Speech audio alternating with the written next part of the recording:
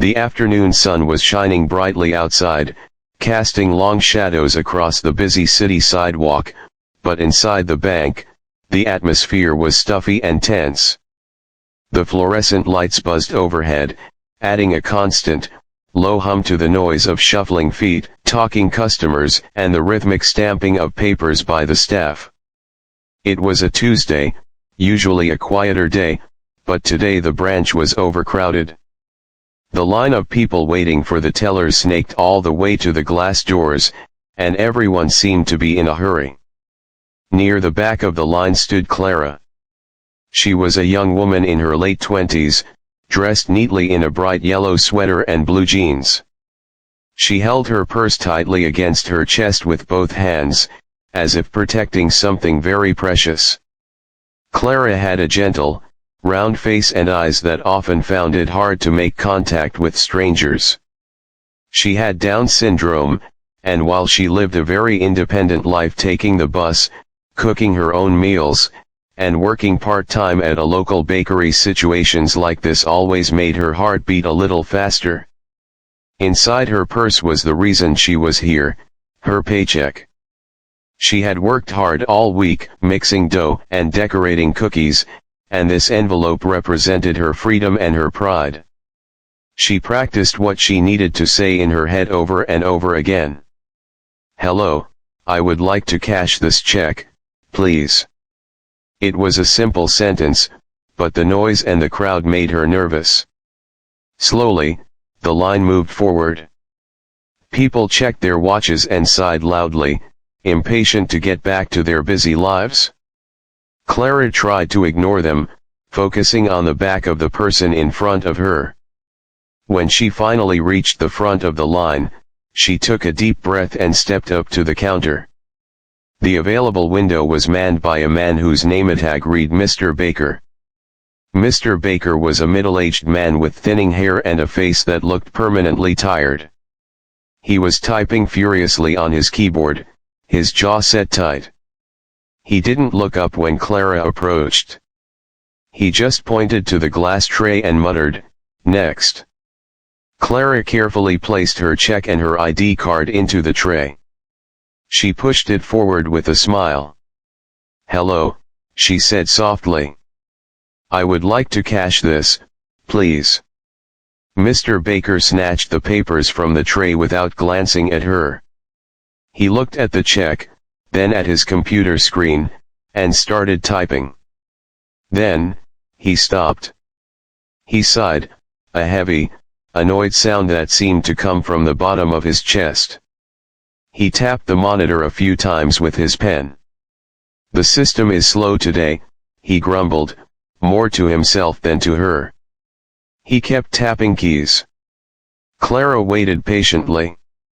She knew about computers, sometimes they needed time to think. After a moment, Mr. Baker finally looked at her, but his expression was not friendly. His eyes were narrowed, and he looked over her shoulder at the long line behind her.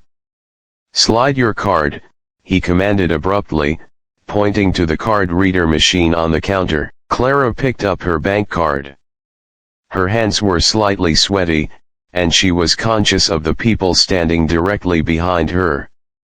She could feel a man breathing down her neck.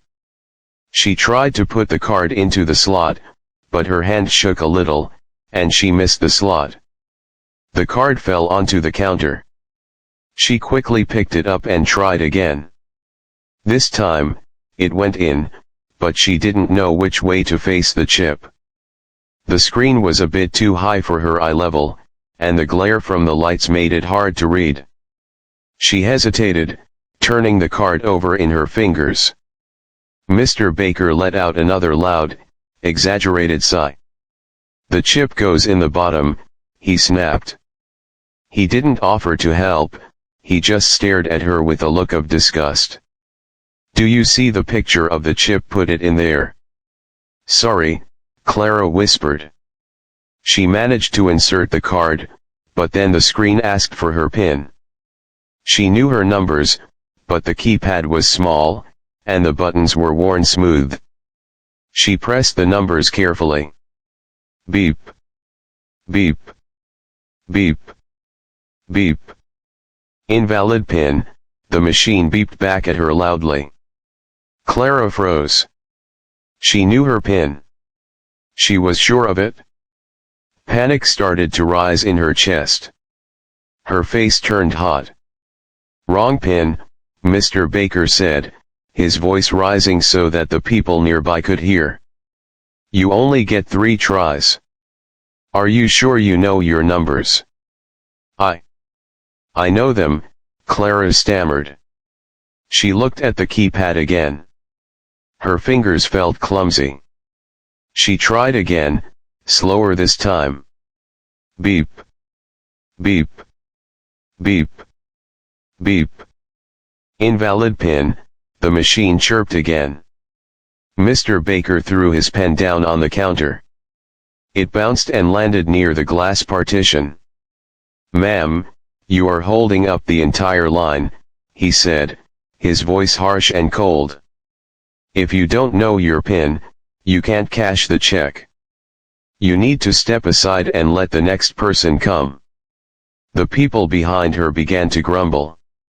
Come on, lady, a man's voice said from behind. Some of us have jobs to get to.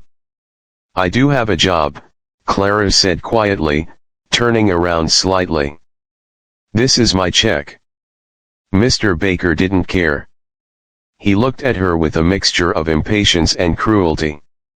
He decided to speak to her as if she were a small child who couldn't understand anything. Look, he said slowly, emphasizing every word. The machine says no. You don't know your password. Go home. Get your mommy or daddy to help you. The bank went strangely quiet for a second, save for the hum of the air conditioner.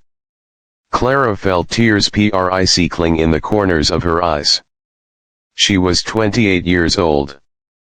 She paid her own bills. She didn't need her mommy or daddy. She just needed a little patience, but this man was refusing to give her any. Please, can I try one more time, she asked, her voice trembling. Mr. Baker leaned in close to the glass, his face red. No, he said firmly. I am calling my manager. You are blocking the customers. This is ridiculous. He reached for the phone on his desk, keeping his eyes locked on hers, making her feel small and worthless. Clara stood there, gripping the edge of the counter. She wanted to run out of the bank and cry, but her feet felt like they were stuck to the floor. She could feel everyone staring at her, judging her. Mr. Baker was speaking into the phone now, demanding a manager come to the window to remove a problem customer. The humiliation washed over her in waves. Just as she felt like she might break down completely, the heavy glass door at the entrance swung open, letting in a burst of warm air and a man wearing a motorcycle helmet. The pressure in the bank seemed to double in just a few seconds. Mr. Baker hadn't actually dialed the manager yet, he was just holding the receiver, his knuckles white, staring at Clara as if she were a puzzle he couldn't solve and didn't want to. The air felt heavy, and the buzzing of the fluorescent lights sounded like a swarm of angry bees in Clara's ears. She wanted to disappear. She wanted to melt into the floor tiles and slide right out the door. She looked at the screen one last time. The red error message was still flashing, demanding a decision, but her mind had gone blank. The numbers on the keypad looked like a jumbled mess of black ants.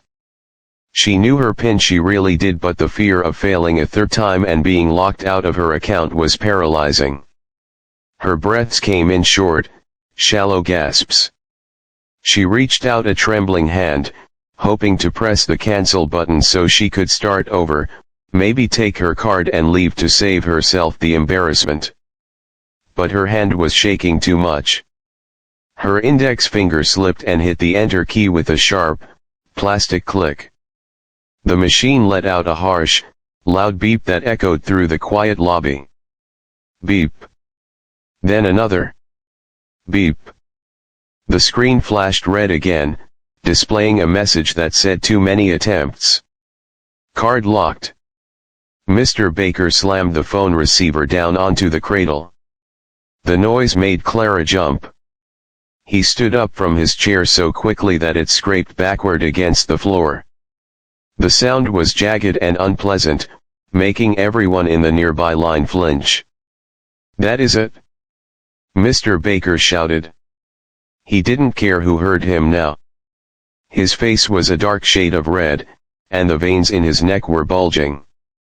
"I told you to be careful. I told you what would happen. Now look, the card is locked. The system is frozen because of you." Clara shrank back. She felt tears spilling over her lashes and running down her hot cheeks.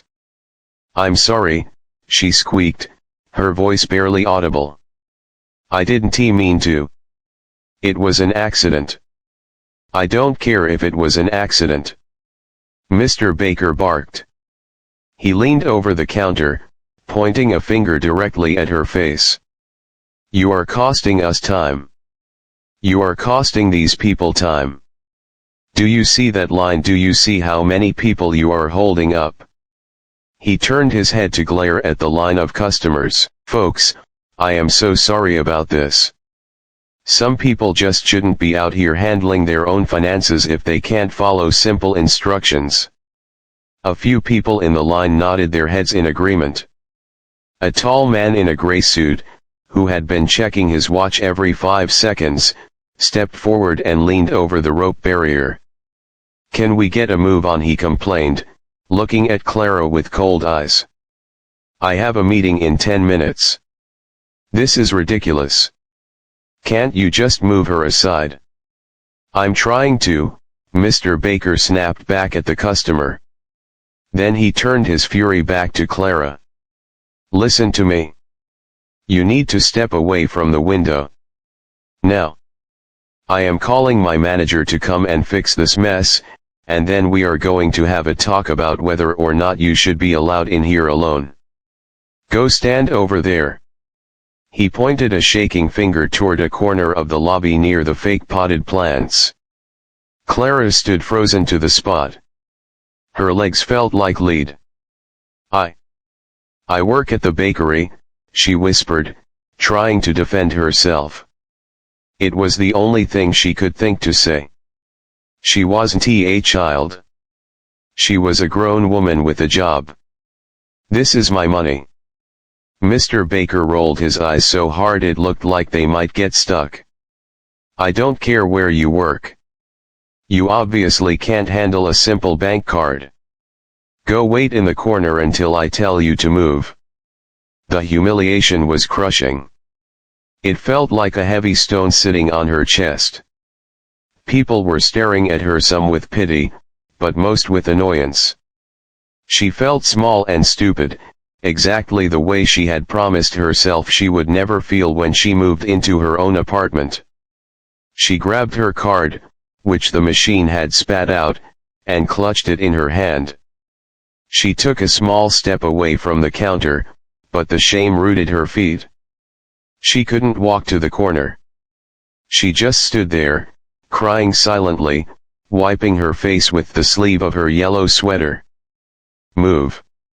Mr. Baker yelled, smacking his hand on the counter. "I said go wait in the corner." The lobby fell into a stunned silence. Even the people who had been complaining stopped whispering. The way he was screaming was shocking. It wasn't just rude, it was aggressive. Another teller, a young woman with glasses sitting at the next desk, looked over with her mouth open. She looked like she wanted to say something, but Mr. Baker shot her a warning look that made her turn back to her screen quickly. Clara felt her heart hammering against her ribs like a trapped bird. She began to sob openly now, unable to hold it back. "Please don't yell at me," she choked out. "Please. I am the teller, and you are the customer who is breaking the rules," Mr. Baker shouted. "You are blocking a public business. If you don't move, I will have to call security to escort you out." He reached for the phone again, his fingers stabbing at the buttons aggressively. He was going to call security on her. Over a PIN error. The thought terrified her. She had never been in trouble with the police or security in her life. She was a good person. She always paid her rent on time. Why was this happening to her officer? Mr. Baker barked into the phone, even though he was just dialing the internal security line. "I have a disruptive customer at window 4. I need you here immediately." The man in the gray suit sighed loudly. Finally, he muttered to the person next to him. Clara put her hands over her ears, trying to block out the noise. She squeezed her eyes shut, wishing she could wake up in her bed. She just wanted to go home. She wanted to see her mom, or her brother, anyone who would make this stop. But she was alone, surrounded by strangers who hated her, while a man in a uniform screamed at her for being different. Just as Mr. Baker opened his mouth to continue his tirade, the heavy glass door at the front of the bank swung open with a swoosh of air. The change in atmosphere was instant. The tension in the room seemed to waver, distracted by the newcomer. A man walked in. He was wearing a black helmet with a dark visor, a leather jacket, and jeans. He carried himself in a relaxed way, despite the chaos inside. He closed the door gently behind him, shutting out the noise of the traffic. He didn't have a number in his hand. He just walked in, taking his time. He removed his helmet, holding it under one arm, and ran a hand through his dark, messy hair. He shook his head slightly, as if adjusting to the quiet air conditioning after the heat outside. He stood there for a moment, looking around the lobby, taking in the scene. He saw the long line of angry people. He saw the other teller pretending to work. He saw the man in the gray suit sighing. Then, his eyes locked onto the front of the queue. He saw Clara standing there, shaking and crying, her hands over her ears. And he saw Mr. Baker, red-faced and shouting, pointing a finger at her like a weapon. The man with the helmet stopped walking. His relaxed posture disappeared instantly. His jaw tightened, and his eyes narrowed.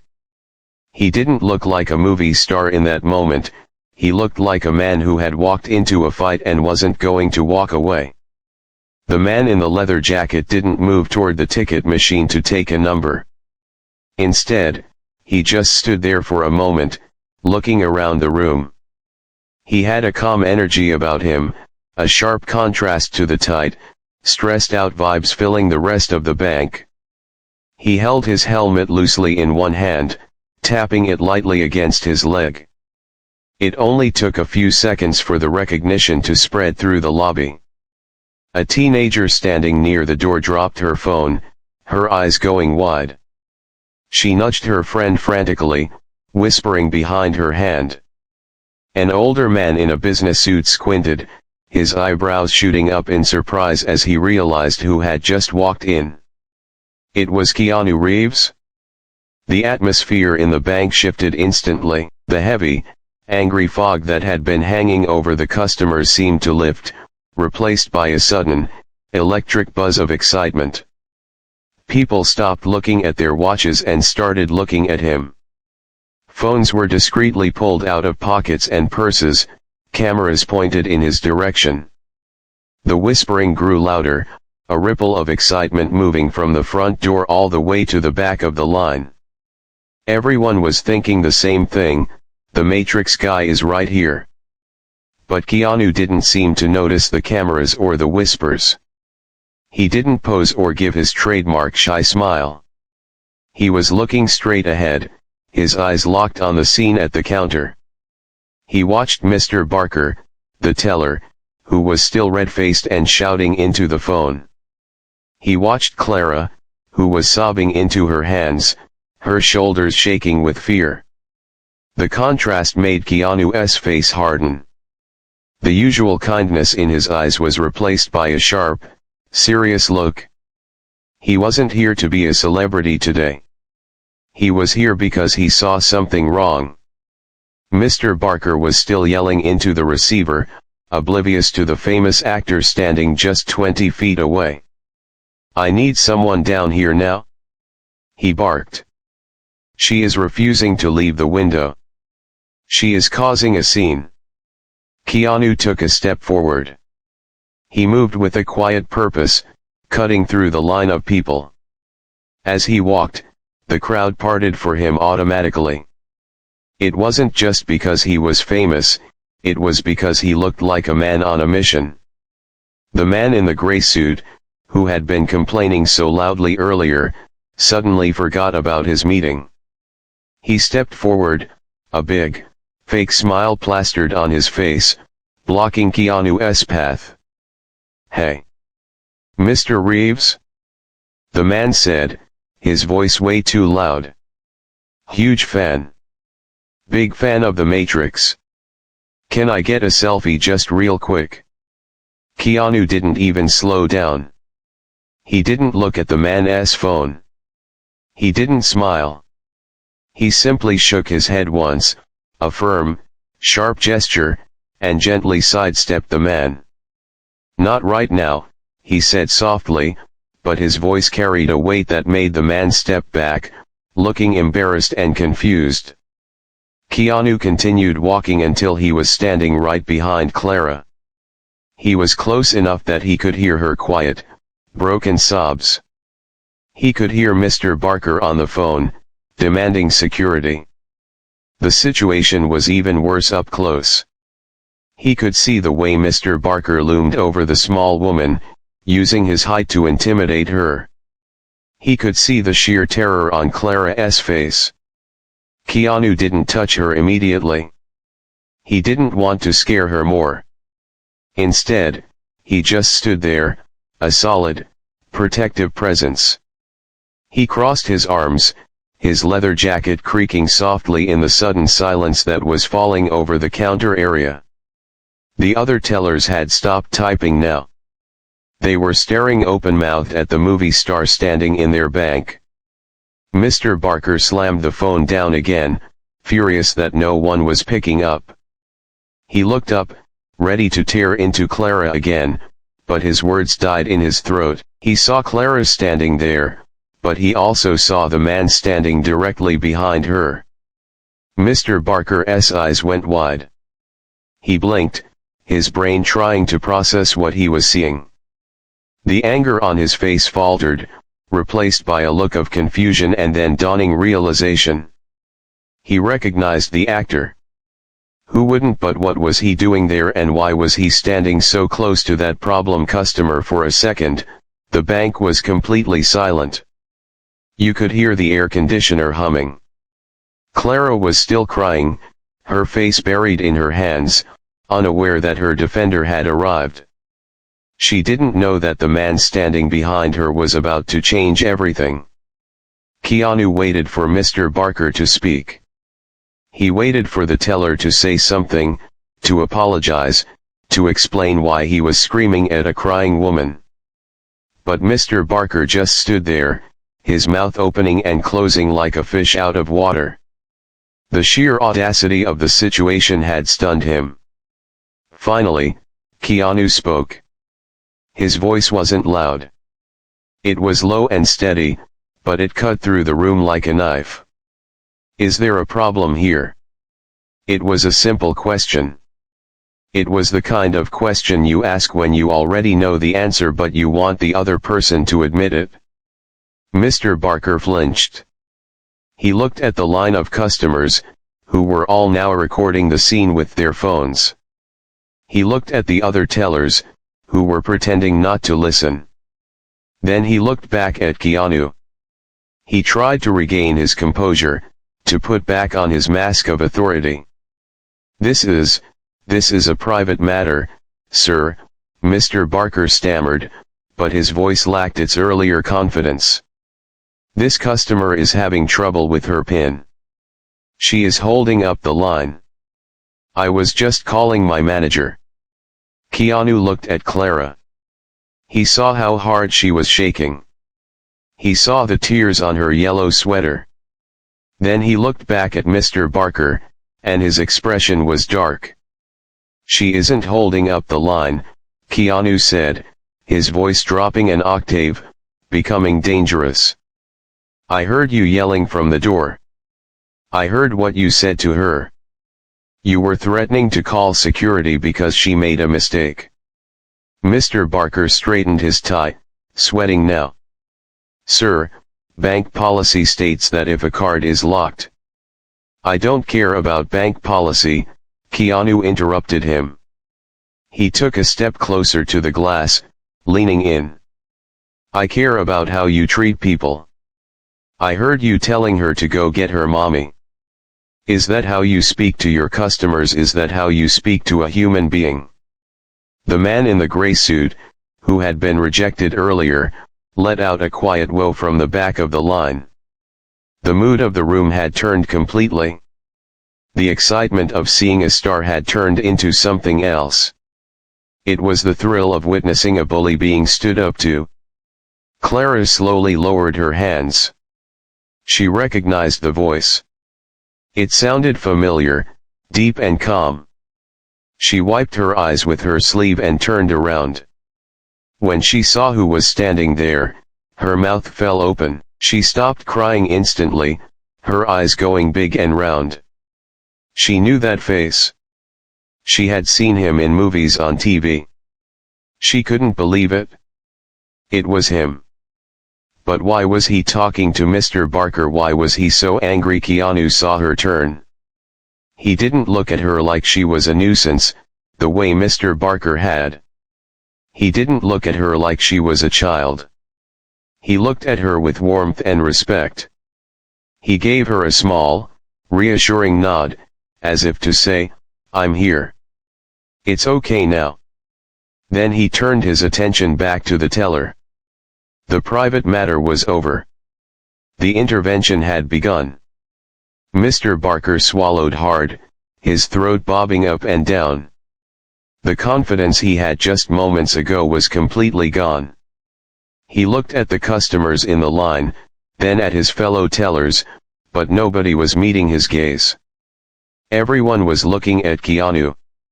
The actor hadn't raised his voice, but his presence filled the entire room. He wasn't acting like a tough guy, but he wasn't backing down an inch. "Sir," Mr. Barker said, his voice cracking slightly. I was just following protocol. Her card was locked. She was holding up the line. I have to think about the other customers." Keanu shook his head slowly. He turned his gaze away from the teller and looked directly at the young woman. She was still wiping her eyes, looking up at him with a mixture of shock and relief. He could see that she was terrified to make the wrong move again. "What is your name?" Keanu asked her. His voice was soft, the kind of voice you use to talk to someone who has been startled by a loud noise. "Clara," she whispered, clutching her bank card tight in her hand.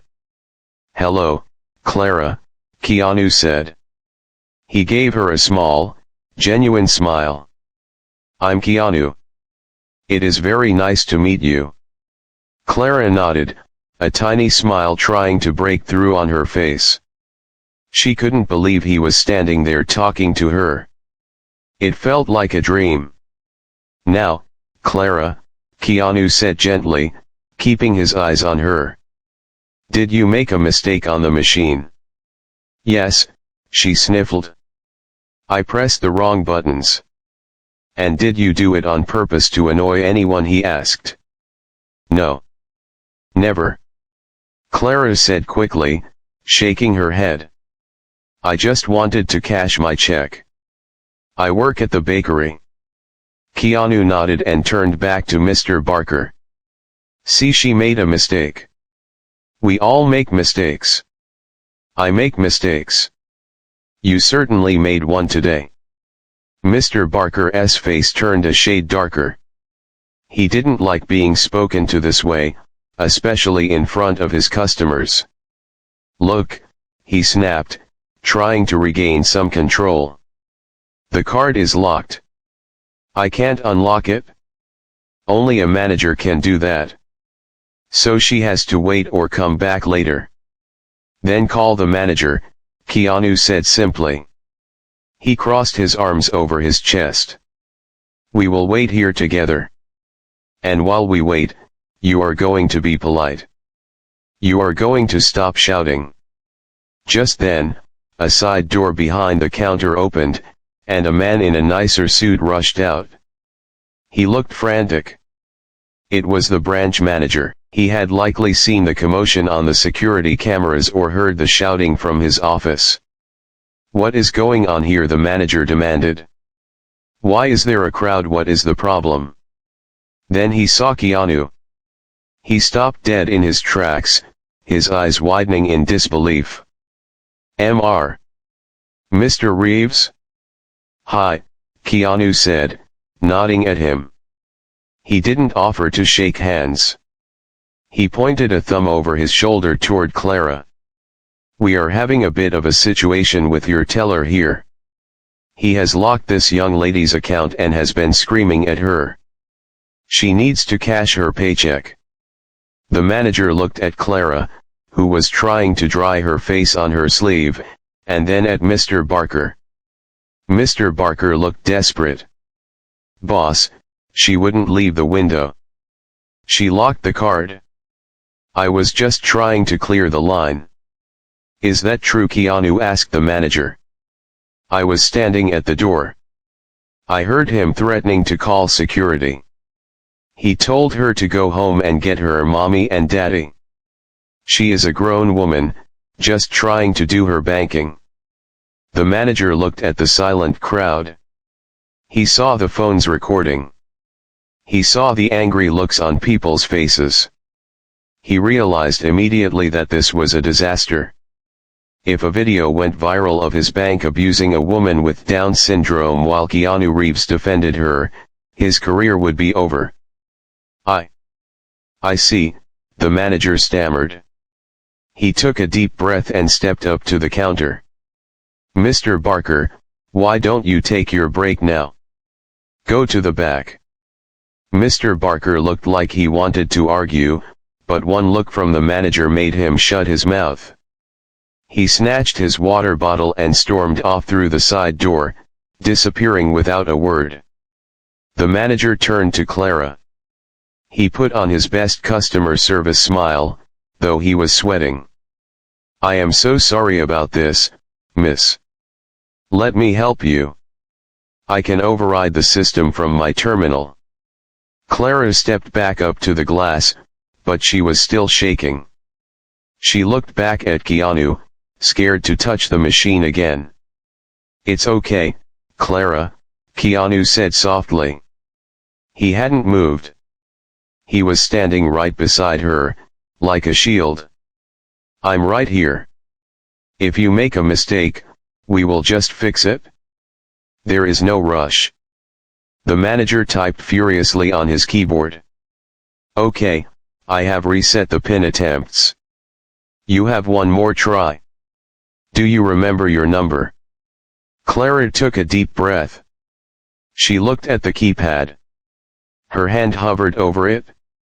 I think so, she said. Take your time, Keanu said. He leaned in slightly, looking at the machine with her. I still have to ask for help sometimes with these things. They are confusing. That simple admission made Clara relax a little. Even the big movie star had trouble with computers sometimes. She carefully pressed the first number. Then the second. Her finger hesitated on the third. The manager looked tense. The people in the line leaned forward. Keanu just watched calmly, his hands resting in his pockets. She pressed the third number. then the fourth, then the enter key. Click. The machine whirred for a second. Then, a green message flashed on the screen. Approved. The printer sprang to life, spitting out a receipt. The manager let out a huge breath of air. There we go. All set. Here is your cash, and here is your receipt. He slid the money and the paper through the tray. Clara picked it up. She counted it once, just to be sure. It was all there. Thank you, she said to the manager. But then she turned around to face Keanu. Thank you for helping me. Keanu smiled at her. It was a warm, friendly smile that reached his eyes. You did all the work, Clara. I just stood here. You were very brave. He looked over at the manager. Maybe next time, try having a little patience with people. It goes a long way. The manager nodded vigorously. Yes, absolutely. I will be speaking with the staff. I assure you. Keanu turned back to Clara. Have a good afternoon. And enjoy spending that money. You earned it? You too, Clara said. She clutched her cash and her card, and for the first time since she walked into the bank, she stood up straight. She wasn't the scared girl being yelled at anymore. She was a customer who had been treated right. She walked toward the door, passing the line of people. The man in the gray suit didn't look at his watch this time. He looked at Clara. He stepped aside to let her pass, and he gave her a small, respectful nod. A few other people murmured good job or way to go as she walked by. The whole mood in the bank had changed. Clara pushed the heavy door open and stepped out into the sunshine. She felt lighter than air. She had her money, she had her dignity, and she had met a real-life hero. Inside, Keanu turned to walk toward the ticket machine. The crowd of people parted for him again, but this time, nobody asked for a selfie. Nobody pushed forward. They just watched him with quiet respect. He had come in to do his banking, but he had done something much more important. He had reminded everyone that being kind matters more than being fast. He pulled a number from the machine and sat down on a bench to wait his turn, just like everyone else. The heavy glass door clicked shut behind Clara, sealing the bank back into its quiet bubble. For a moment, nobody moved. The only sound was the faint rustle of paper and the hum of the air conditioner. The tension that had choked the room just minutes ago had vanished, replaced by something else, a feeling of respect, and maybe a little bit of shame. Keanu didn't run to the door to escape. He didn't wave to the crowd or look for applause.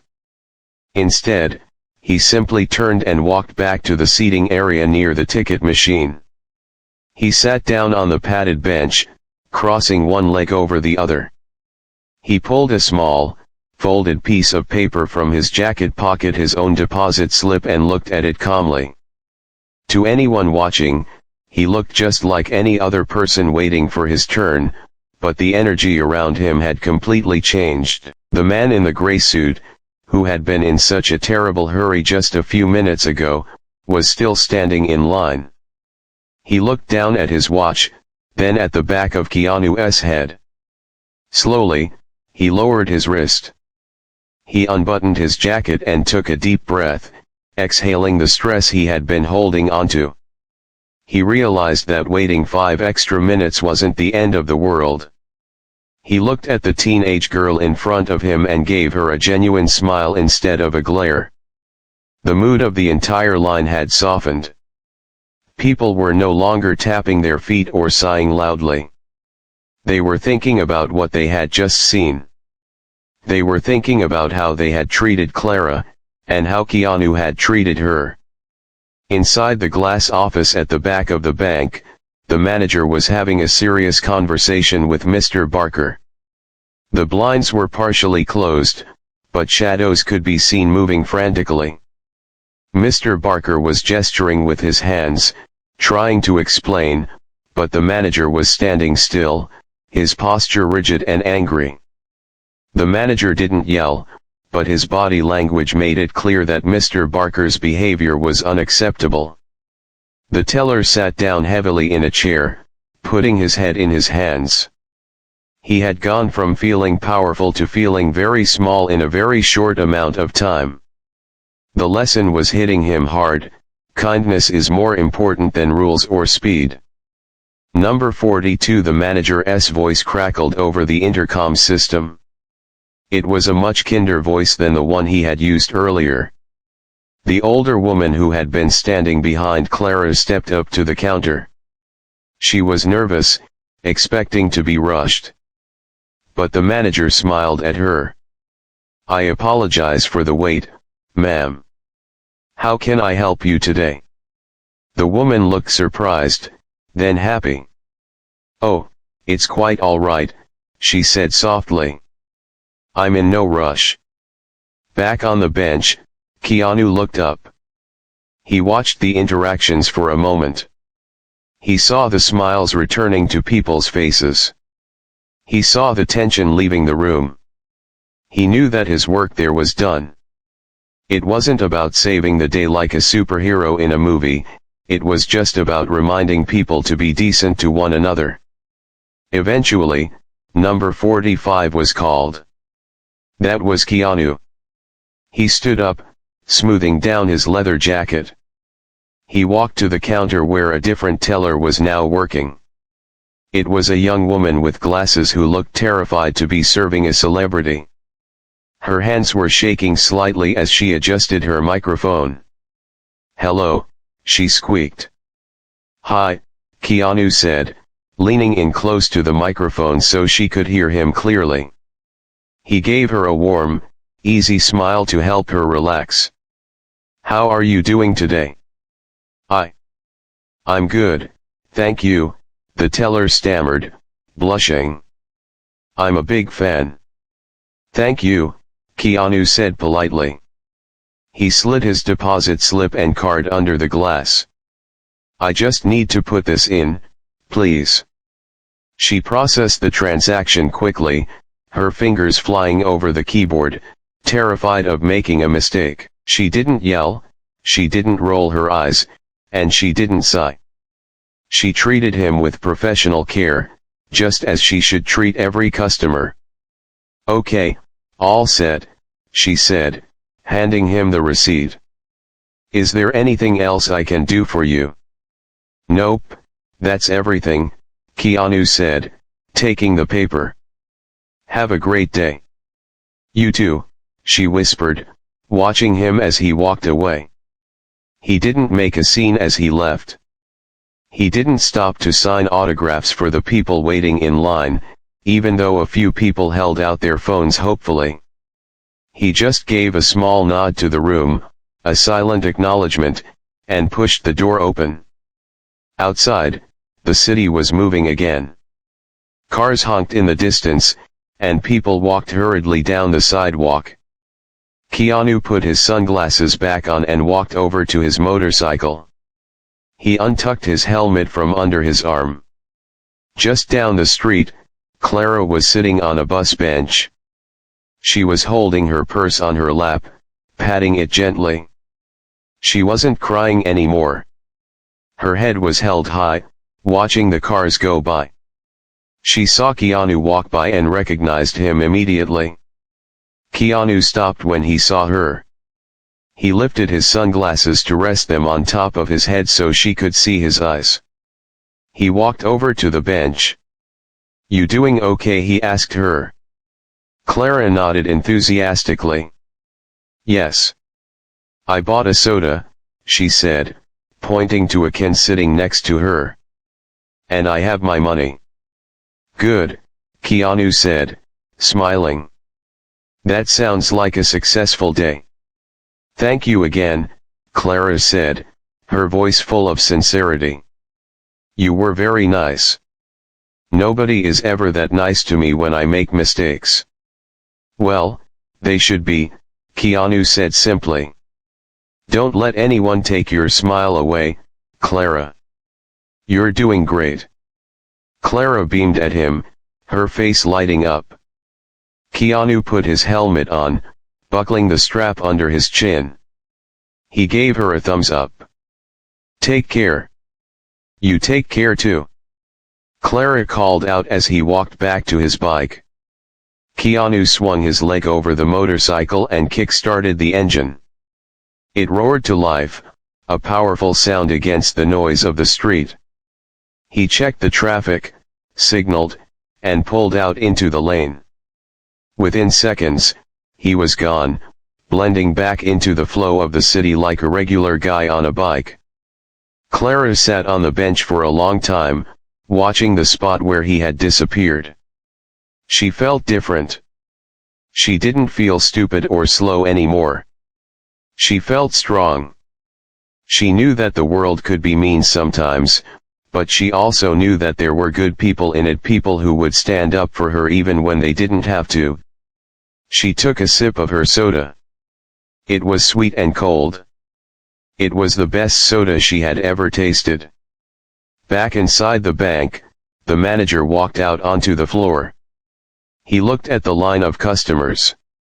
He looked at Mr. Barker's empty chair. He made a silent promise to himself that things were going to change starting right now. He wasn't going to let his staff be bullies. He was going to make sure his bank was a place where everyone felt safe, even if they made mistakes. The story of that afternoon traveled fast. Not because it was on the news, and not because Keanu posted about it on social media, he never did. It traveled because the people in that line told their friends and families. The man in the gray suit told his co-workers about it at dinner. The teenager who dropped her phone told her classmates. It became a story about how a celebrity didn't act like a star, but like a human being. And for Clara, it wasn't just a story. It was a memory that would keep her warm whenever things got hard. She learned that day that her dignity was worth fighting for, and that sometimes, help comes from the most unexpected places. As the sun began to set over the city, the lights of the bank flickered on. It was just a building again, full of money and machines. But for the people who were there that afternoon, it was something more. It was the place where they saw a simple act of kindness change the world, if only for a few minutes. And in a world that can often be cold and hurried, those few minutes mattered more than anything.